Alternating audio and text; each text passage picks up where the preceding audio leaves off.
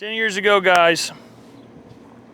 10 years ago, a decade. It's kind of crazy that we're even sitting here talking about 10 years, but this trailer right here, me, myself, and I had a Mini X and a skid steer and a used Dodge.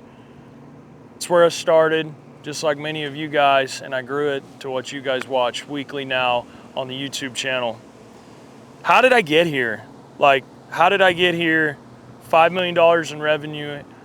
That's an average over 10 years, essentially, about exactly where we've been.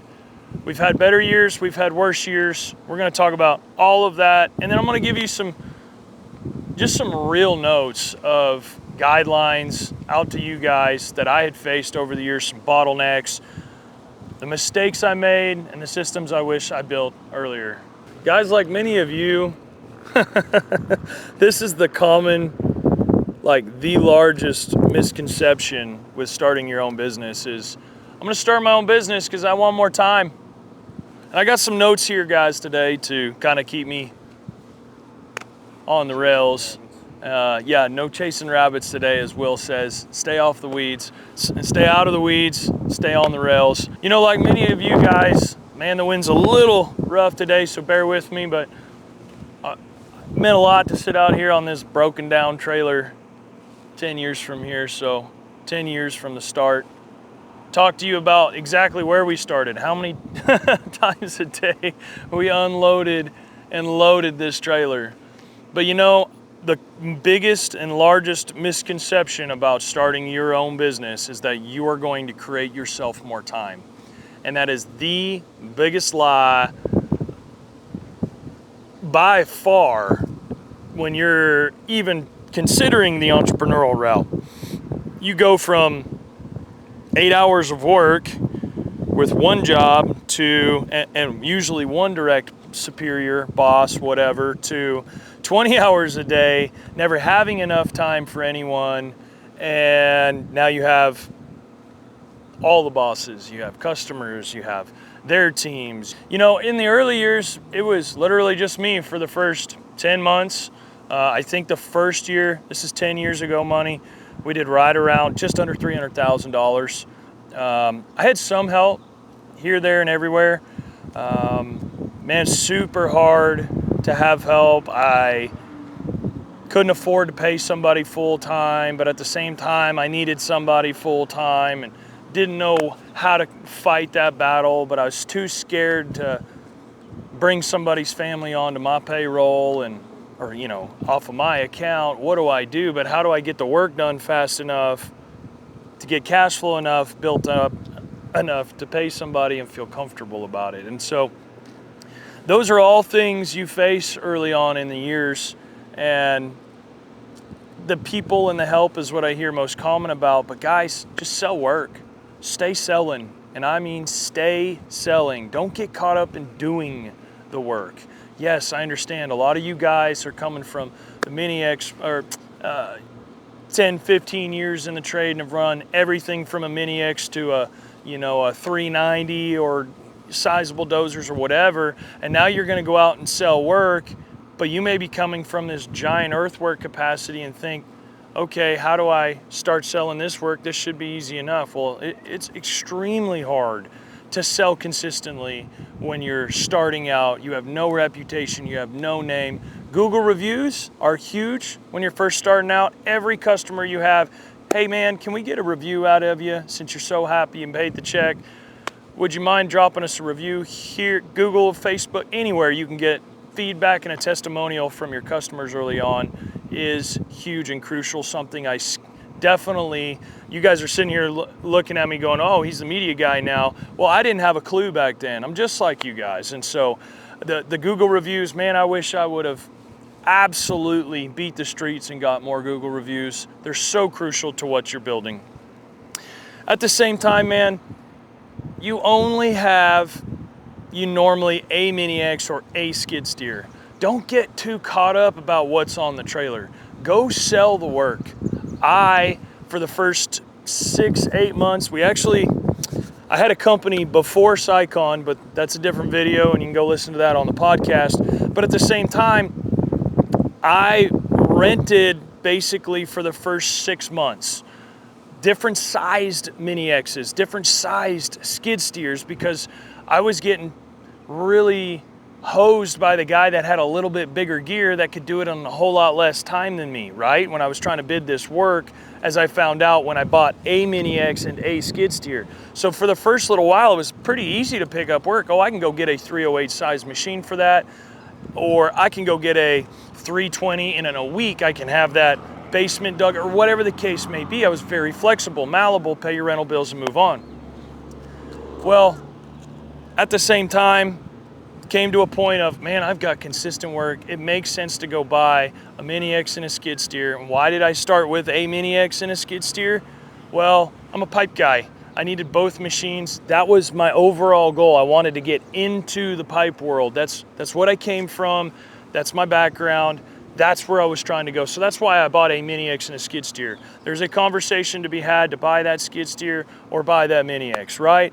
But at the same time, if you're asking me, I'd say go buy that Mini X, especially now with all the attachments that you can stick on an excavator with a hydraulic coupler, with one man, throw a little GPS on there or some indicate 3D something. Doesn't have to be full on GPS. But what I'm saying is you can put a lot of tools just on that one machine. Same conversation for the skid steer. It's all about what work you're consistently selling with one person, you, yourself, and I. 10 years ago, a lot of the things that are in the market, man, the market's just changed so much. And so I don't know what to tell you what the best machine is to go buy, but whatever work that you're selling consistently and that you're profitable on, that's the machine you need to go buy. You're like, Si, I don't know how to figure out those two things. Well, stay tuned. I'm going to share other pieces that I've learned along the way to give me visibility to make sure I understand why and when I need to go buy a machine. So I wanted to make more money. Man, that's a really bad misconception. Sorry, I went off into the weeds and the rails about what machine to buy, but that is such a common question we get here on the channel. I wanted to make more money, and I thought, man, this is the way to do it, owning the show and having all the things. And boy, howdy, I was right and I was wrong. You got money, you just never see it. It's all wrapped up in what's going on around you constantly. Now, if you stopped everything today and you say, I'm done, yeah, you might have a little bit of money, or you may have a lot of money, depending on how you set up your debt structure. But the misconception of, oh, I make $100,000 a year, I can go make $200,000 a year working for myself.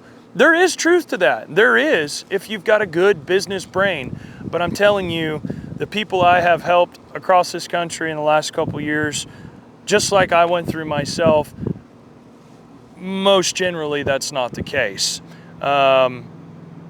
Man, but my overall goal, why I wanted to start and what I mostly want to convey, is I just wanted to treat people better. Like, truly, that was my common goal. And don't get me wrong, I definitely got lost in all the chaos along the way. But man, that's why I built Sycon. I just wanted to give people a stepping stone in life in general, whether this was their forever home or whether they want to go do something else. I just wanted to treat people better. And I'm going to talk a little bit about that too. You know, the year one grind is outside of the machines, outside of the reason why you jumped off into this. It's tough. It's hard. Man, selling the work, doing the work, selling more work, not running out of work. What equipment do you buy? Bad weather, bad customers, bad equipment. Like, I can go on and on and on the things that you hit in year one. But guys, if you're hitting problems, you're going the right way. It needs to be encouraging, because if you're hitting new problems and new things, you're growing. And I know it doesn't feel like it in the moment, trust me, but at the same time, you are growing. And the next time you deal with this new problem and you're like, oh, well, we dealt with it this way. It's experience you just gained.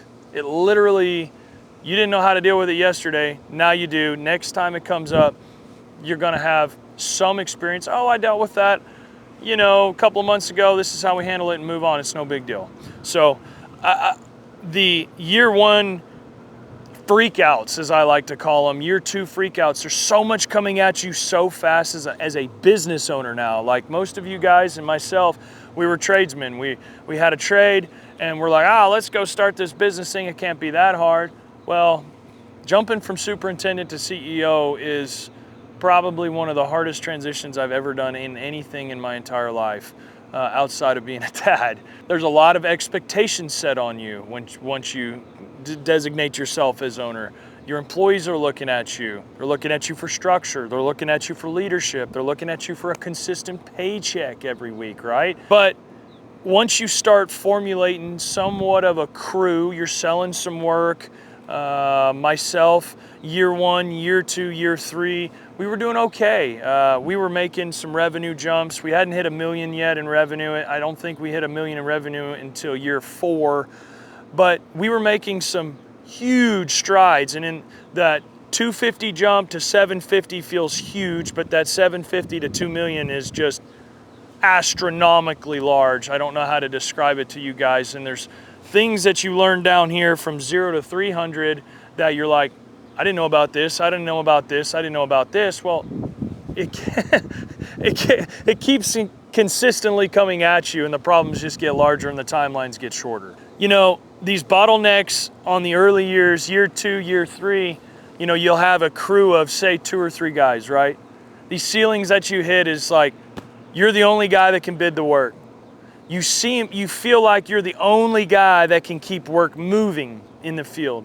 You feel like you're the only guy that can bill the work and update your books and get everything to the accountant. You're the only guy that can drive that dump truck. You're the only, and everything relies on you. And this is the largest problem with people growing. I was exactly the same way, ended up in the exact same trap. I had no idea, and I didn't have anybody sitting here vulnerably enough to sit in front of a camera and tell me, hey dude, you all right? I did the same thing. But what I wish I would have done on every single problem that I ran into in the early years, I wish I'd have wrote it down. I wish I'd have just had a yellow pad for problems. You know how dumb that sounds? But I promise you, you start writing down all of those problems that you're dealing with in the early years, there's commonalities to them. It's not individual tiny little problems. There's a commonality within a system that you haven't implemented within your business yet for your crew to follow to drive success, because you just don't know. Nobody's teaching you this stuff. There's no handbook, right? Well, there is. We'll get to that. But at the same time, if you're the only person that can sell the work, the only person that can do the work efficiently, and you're the only person that can bill the work when the work gets done, you got some system problems. And these are going to be the ceilings that you hit. And if you're doing $750,000 and you're doing all of that, and you got a crew of 3 or 4 guys, and you're sitting here, man, I really want to do $1 million or $2 million, you're going to have to start figuring out systems and delegation of relying it on people. And then you're going to sit there, I can't trust nobody. Well, I get it, brother, but you have got to get system dependent rather than people dependent if you want to grow past that 1 guy, 2 guys, 2 trucks, couple pieces of equipment, because you've got to have time to sell more work to be able to do more work, right? Well, who's selling that work? Well, that's most generally the owner, but at the same time, you have to be out there in the field to even get anything done to keep up with any type of schedule. So I call it the hamster wheel, entrepreneurial wheel of death. Sell the work, do the work, sell the work, do the work.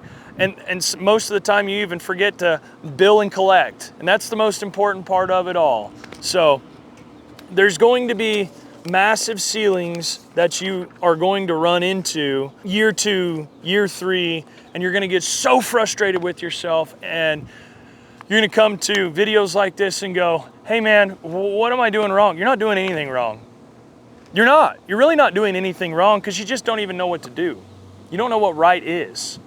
And more experience, more time, more years, more mistakes, that's the really only way that you learn, guys. Don't get me wrong. There's guys out there like John, myself, BuildWit's team that are trying to be super vulnerable in how we help you from our stories. But you've got to make a shift at some point if you really want this business to be something. It's more than machines. Let's talk about machines for just a second. Because you can get so caught up in owning machines. Look at Sycon. Sycon's a great example. I got caught up in owning machines. I wanted all the pretty things. It's not a hidden thing. Hell, I had a YouTube channel showing it off, right? But at the same time, it's not all about the shiny things. There's an actual process to this that nobody taught me as I was growing. I was just working on my revenue growth because that's all I knew, right? Well, in how there's kind of a system for success, okay? Call it the trades. I don't know if you can call it all entrepreneurial, but how I have figured this out, there's 3 parts to this. There's a tool, there's a system, and there's people. You can, prime examples of this, you can have all brand new equipment, you can have the best caliber of people, but if you have no systems and structures to run all this work through with all this brand new equipment, and you got all the shiny tools, I promise you're not getting far. You're gonna go backwards. I did it. That was me to a T. And you guys that get caught up and running down to CAD or running down to JD or running down to Komatsu and just sign your name because it's real freaking easy. I get it. It's not fair what they do to us, but at the same time, I'm telling you, calculated growth. Okay, the tool, system, people. Let's talk about another scenario. Say you've got great people, you've got some good systems, you know, you've been in business for 25 years, you've got the experience, owners rolled out some things, there's some SOPs, there's some systems to what happens and how they make their money, or how the company goes about making their money. But guess what? You got a bunch of old clanky equipment that he bought in the first 5 years, he hasn't replaced a single thing, and you gotta work on those tools non-stop. That'll drive good people away really quickly. Here's another version, bad version of this that I've now seen enter the market. You've got these white collar folk that have never run a machine in their life, never been in the field in their life, have no idea what it's actually like to spend 12 hours in a machine, or 12 hours in a ditch, or 12 hours in a dump truck, or on-site truck, or a low boy, or none of that. But they're figuring out that the trades are trendy. And they know that it's not going to get replaced by AI. So if they figured out, okay, I know how to sell, I know how to do all this, do the things that most tradesmen don't, so I'll just go hire a bunch of tradesmen. So they over-systemize the crap out of everything, acting like it's some type of corporate environment. They got the money to go buy the tools, but nobody wants to go work for them because they don't have the concept that us blue-collar tradesmen have literally started from nothing, worked our way up through this trade. We don't respect somebody like that. But I'm just saying that's another designed, failed plan and process that I have seen as well work against this. But you yourself have got to make the shift. I did the same thing. I failed at this miserably. The system piece is where I really struggled, and everybody's shouting at you, do systems, do systems, do systems, right? Okay, well, how do systems get created? I'm gonna just blow your mind. If you deal with the same problem twice in a month, it's a problem, and there's a reoccurring issue. It's not because Sally So or Jimmy John didn't do this or send the email. No, there's a system breakdown. You as the owner, or maybe you have somebody in charge of implementing some systems, etc., but you as the owner have to buy in and hold people accountable to the systems that the company has. None of it matters. You may have all the systems in the world, but if the owner's not bought in to hold those people accountable to the systems, it's never gonna work out. Let me give you an example. We're rolling a tool system out. Perfect example. For 10 freaking years, guys, I've never had a tool system. I'm still working on systems myself. I'm obsessed about it. So we've dealt with in the underground world forever. Tools leaving, tools freaking getting buried, tools getting left at the last job, no inventory, no way to hold anybody accountable. Well, now we've got kind of a process to that. We are, hey, here's all the tools. If you want to go ahead and pull inventory every week for us, hey, you lose something, let us know. Here's the replacement process to getting that tool replaced, because we don't want them without that tool. But at the same time, there's an accountability process at the end of the quarter. If you don't have those tools, hey, split amongst the crew. You guys are gonna divvy it up. They know it, they can hold themselves accountable, but the company's also gonna hold them accountable. And hey, look, this tool has been gone the entire quarter, nothing's been wrote up about it, it's 15 bucks, it's $3 a piece out of your paycheck, or whatever the case may be. It is what it is, but there has to be some type of driven accountability from the owner. And I screwed that up. I used to get so mad going and buying tools. Where's all our tools? Well, just get mad at yourself, guys. Because if you want to level up in revenue, you want to level up in profitability, you want to buy more machines, it's these little systems that will help your team empower itself in order to get past these small hurdles, bottlenecks, and hiccups, because it's got to come off of you. If it doesn't, you're going to stay in the exact same spot, you're going to do the exact same thing and get the exact same results. It's just that simple. Having the right people is probably, out of those three, tool, system, and people, by far, people are the most important, by far. And I had some really good people, lost them because I had some really crappy systems. I've had some really bad people that I kept because I didn't have a good system to hold them accountable. I kept them too long. Obviously, they're not here anymore, but at the same time, the system works both ways, and it all equals around, the system's designed for both ways. So you gotta have structure for your team. You gotta have, and not over structure. You can't have managers reporting to managers to reporting to managers. I'm telling you, it doesn't work. Put a structure in place for your team so that they have somebody to go to, that they, with their questions, with how do I attack the job, with, hey, how do I set up to dig this? They need training. Over the years, you figure out what tools work for you in your business. You figure out what kind of people, and you figure out the systems and the processes and procedures for those people to follow. You make mistakes. That's the only way you're gonna learn. You're gonna do things the wrong way. And you're gonna make mistakes with people.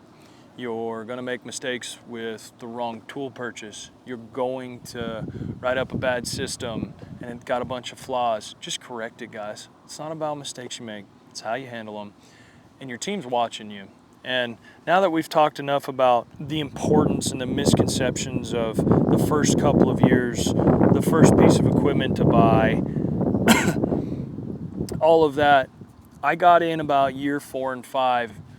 The topic is how do we get here to year 10? And honestly, guys, there was plenty of times that I didn't think I was going to make it to year 6, 7, or 8. I am no different than you guys. But how we did it was 100% going backwards, because we went forward so fast and sloppy and uncalculated and not enough visible transparency into the growth as to why. A whole bunch of reasons, but those are the mistakes I made through 4, 5, 6, and 7, and really started analyzing them come 6 and 7. And I'm like, man, I had all the people, I think it was year 7, 2023, that we did well over $5 million in revenue, but we lost money that year.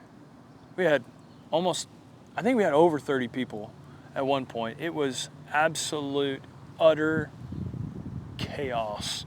Cluster, nightmare, the culture wasn't there. I had the right people. I had really, really good people. I had some really, really good tools for them to use. But man, I just thought buying the right tools and having all the right people, the systems would just magically transpire. And you know, I said earlier, making that transition from superintendent to CEO, you don't realize that, oh, that's me. I've got to write these systems. I've got to put these in place. I've got to hold people accountable. And once that starts happening, you're going to make some bad decisions and some good decisions, and you're going to analyze and you're going to learn. You start building these systems for the right people to follow with the right tools. You're going to look up in 90 days and go, oh my God, why is this so different? Why does this feel different? Man, revenue's growing, profitability's growing, culture's growing, the guys are smiling on site, like, what is happening? And accountability on these systems is something I cannot skip. And you can Man, I rolled out so many systems in year 6 and 7. The change was just absolutely insurmountable for any of the team to retain, take on, or anything. It was just a lot. We were changing so fast, but there was no accountability to the implementation of the structured systems. And the system is nothing without accountability. And one of core value number 3 in my LinkedIn post for the day is accountability drives excellence. And accountability can drive bad culture, or it can drive good culture. And if you set a precedent for the team, and an example this week, a guy that's been here a very long time, great production guy, nobody wants to work with him. And I mean, absolutely nobody wants to work with him. He's got his way of doing things. It's his way or the highway. He's gonna go sit over there and pout. And we have been on this culture train long enough and on good accountability long enough that the team is looking at and going, hey, like, we love this guy, but we all hate working with him. Can you do something about this? So we put him on a track to try and get him back on course. And if that's met with resistance, then it's time for you to go. Like, it's about the team, it's about the culture, but owners, that's set by you. I know I'm not sitting here talking about all of, hey, you got to sell X amount to equal gross profit, to equal net profit. Your revenue's based off this account head, and I've got all of that on the podcast, in the Underground Network. There's so many places with those resources. I'm talking about the meat and potatoes of how I got from 0 to 10 years. And it was making mistakes repetitively, learning from those mistakes with people and systems. I always had tools. I use debt as a tool to get obviously where I'm at, and that's where a lot of folks are scared to use debt as a tool to grow and get the tools that they need for the people they have to repeat the systems of revenue equals profit. Anyways, getting a little far off there, but I'm just telling you, slow down.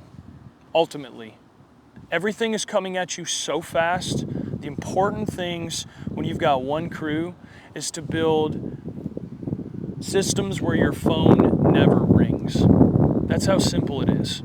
You just need to find things, resources, tools, and man, with Claude, ChatGPT, Gemini, I didn't have all this AI stuff back then to be able to build workflows and fillable forms and just make their life completely easy. There is zero excuse. I spent a lot of money with several different subcontractors over the years trying to build systems for my team, spending the money for them to come in, learn my team, tell me how I'm doing all these things wrong and how I need to shape this and shape that, and this is what we're gonna build, and this, dude, AI can literally analyze your entire company and help give you guidelines. We're not running a company by AI, but it can give you prompts. Hey, Claude, I really want to change this stool system for my company. This is what I've got now. This is what I want in results. Help me get there. That's all it is. Use it as a tool to build these systems. Every single time your phone rings and you got 3 guys, write it down on that problem pad and just consistently, and then at the end of the month, draw lines, common denominators, figure out which buckets they're equal, find a system, roll it out with the guys, and they're living systems. It's not, hey, you're gonna do, when this happens, you're gonna call Sally Joe, Sally Joe's gonna do this, and that's it, end all be all, because systems change, right? Problems change, situations change, environments change. So they're living documents, living systems. They're gonna change as your company changes. Be ready to adapt, be ready to pivot. Okay, I know I have beat the system horse down to absolute death, but there's another key piece to this of how we got here and how we started creating the revenue that we did from a Mini X and a skid steer. And it's concentrating on sales. And I know that sounds so easy to probably some of you guys that are working at companies that have been open, a decade, but I'm talking to you guys that are 0 to 5 years, don't have a clue We've got an understanding of systems. Okay, I can figure that out, Si, but how do I grow my top line revenue? How do I create more sales? How do I create more profitability so I can keep it in the bank account at home for my family and the families that are connected to us? Like, that's the ultimate goal here, right, Si? You're exactly right, it is. So you've got to figure out who's selling. Doesn't matter how many guys you've got on staff. Doesn't matter. None of that matters if somebody ain't selling every day. And if that's you, that's fine, but you can't work in that estimator role, project manager role, and superintendent, truck driver. You can't do it all. You can, but you can do it all about 65%. I'm telling you, there's somebody already within your organization. Say you're at that 2 million mark and you're like, man, I cannot physically project manage and estimate anymore. My family hasn't seen me. I'm doing 80 hours a week. You've got to figure out the sell portion. And I kind of screwed this up just a little bit, I'll be honest with you. I brought Dylan in. He's been here he was my first ever employee. He left for a brief amount of time, but he's been here just about 9.5 of the 10 years. It's kind of crazy. And so I brought him in. I think he's been estimating 4 years, going on 5 now. I had to get that off of me. And I was running into this giant bottleneck of I couldn't get consistent. My phone was ringing constantly. I couldn't get back to people with numbers in a quick enough time frame to get the next job because I was worried about finishing the job I already had. Bring in that estimator, or you be that estimator, one or the other. Shout out to the guy pulling in right now. The stud, the man, the myth, the legend here himself. That's him, see? It's perfect timing. Perfect timing. That's perfect timing. You bring that person in and you dump what your systems are onto them. And you're like, Si, I have no estimating systems. Hey dude, neither did I. But bring in the right person, give them the right tools, Plan Swift or one of the softwares that you can use to efficiently make up your time, give them the right tool, have the right person, and then build systems with them. That was perfect timing, Mr. Estimator, man. I was just talking about you. Bringing Dylan in, dumping what I had system-wise over into his brain just wasn't fair. Like, there was no systems. I had a system for gravel, I had a system for footage, I had a system for equipment, but there was no overhead, there was no labor burden, there was no profitability, actual profitability, there was no equalization out to gross profit. What's the chance? What do you have the understanding of what can you make on that project entering into it? What did you make on that project a month after, or a year after, or you never find out, one or the other. So at the same time, there was no accountability in the accounting department to give him the visibility and transparency that he needed to make his decisions by himself. So we had to build those systems. I had to work on his systems up in the front of the house, but I also had to work on systems elsewhere, creating problems up here because I'm trying to delegate that off to somebody. But now he needs to be able to check his homework, essentially. Hey, am I too high? Are we covering our overhead? What are we doing? Well, he needs that from the accounting department. Well, that starts me down the accounting leg and working. You can't work in and on the business. If you don't take anything else from this today, if you're stuck in the position trying to work on your business, you can't work in it while you're working on it. It's incredibly frustrating. You won't ever sleep, and you'll eventually completely implode or explode at the wrong time.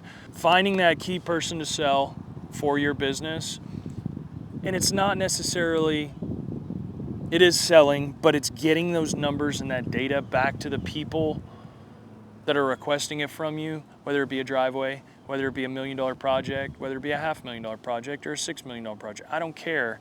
You need to have timely follow-ups and communication and show the interest that you're actually interested in this project and you care about their project. And so how do you do that? Well, you have somebody concentrated on it nonstop, building estimates, getting back to them, communicating. But then from there, you turn on the marketing wing. That's a totally different video. Obviously, you're sitting here watching this video. You found us through the marketing wing somehow. But you turn that on, and then you start qualifying your leads. That's the next component to really building revenue. And most importantly, for the profitability category, not so much the revenue, is qualifying the leads that are coming in the door. Don't just sign every freaking contract. I screwed that up along the way. That gained the revenue top line. That created, we got the opportunity where, oh my God, here we go. But is it a profitable venture? Do we know our cost entering into the project so we know what we stand to make? Where did we go wrong in the project, and find out how much money we either won or kept or lost? Like, all of that, you have got to get yourself to. Ultimately, it's a long process. I'm 10 years in and I'm still not fully there. But I've been so concentrated over it over the last 3 years now that Dylan is sitting up there qualifying leads, and we have something called a go, no-go matrix, 5 categories, like crew availability, engineer, is it a GC, do we like them? Do we have crew availability? Do we have the equipment? Are we gonna have to rent all of them? All of that equates into the decision whether we bid your project or not. Now, I'm sorry, do your project. We're pretty much going to bid everything that goes out the door, guys. Everything that we see, we're gonna try and put a number to it that meets our profitability guidelines, meaning we're a utility contractor. We did the dirt thing, didn't do so well in the dirt market, in kind of a bad time in the economy. It is what it is. But in the utility lane, we've always done decent. So let's just chase utilities. Let's not do the total turnkey. Let's just be really good at what we do. I went the hard route to figure out that it's riches in the niches. Don't try and do everything. I know I'm getting a little off there, but all about qualifying those leads. You don't want to be, in the early years, guys, yeah, you got to take the French drain, you got to take the driveway, you're building that revenue. But we're talking about how you get from year 1, 2, 3 to year 10 doing sustainable millions of dollars in revenue every year. How do you get there? Well, I've kind of built you a roadmap exactly how to get there. The concentration is on systems and selling work, having the right tool, having the right process for the right people will ultimately drive success every single time. But today, like this whole video, the point I started the video off was with, we didn't grow because I worked harder. We grew every time I built something that could run without me. Like, I need you to understand that, because the whole point is getting you out of the way, empowering your team, building them structures and systems to follow out of your head on paper so that they can hopefully be successful. Ultimately, guys, money is a tool to buy time. You need to understand that as well. Like, it's not about money, it's about time. That's what you want. You want time with your family, or you want time on vacations, or you want time to go do your hobby, or you want time to go do this.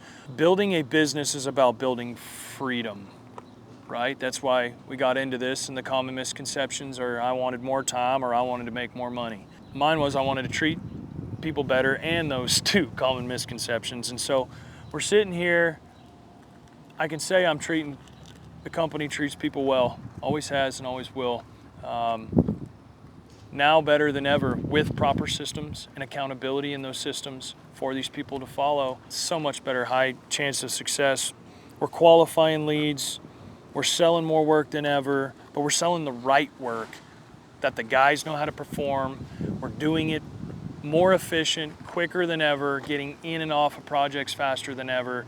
And then knowing our numbers and knowing our cost of that project is the other ginormous piece that I didn't talk about on this video today, but figuring out that cost. I was trying to keep it high level, and the financial piece, there is so much. If you guys don't know, if you've made it this far in the video, I really appreciate you, and I truly hope this video's helped you. Drop a like if so, but at the same time, we have some resources out there for you guys. There's the Blue Collar Business Podcast on every single streaming platform out there, but also its own YouTube channel. Blue Collar Business Podcast, link in the description below. We're hitting 100 episodes. It's literally 100 episodes for you guys about these topics.